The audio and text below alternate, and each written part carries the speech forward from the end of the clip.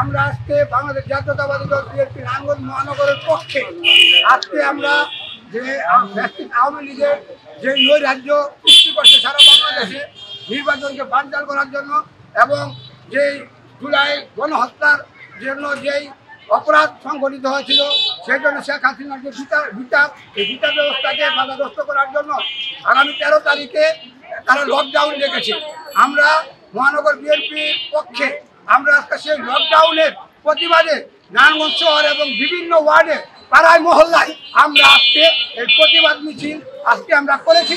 আমরা বলতে চাই যে আগামীতে যদি আওয়ামী লীগ যদি তারা চিন্তা করেন এই বাংলাদেশে এই নারায়ণগঞ্জে তারা নৈরাজ্য সৃষ্টি করবে, আমরা সেই নৈরাজ্যের প্রতিবাদে আমরা এদেশের জনগণকে সাথে নিয়ে আমরা প্রতিরোধ গড়ে তুলব।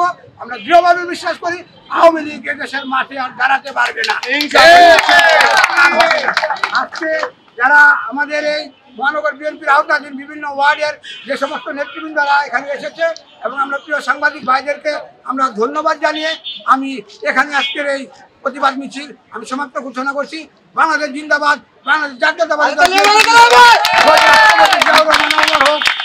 রাষ্ট্রনায়ক তারেক রহমান জিন্দাবাদ, দেশনেত্রী বেগম খালেদা জিয়া জিন্দাবাদ, তারেক রহমান ফিরে বেশি আজ ফিরে বাংলাদেশ।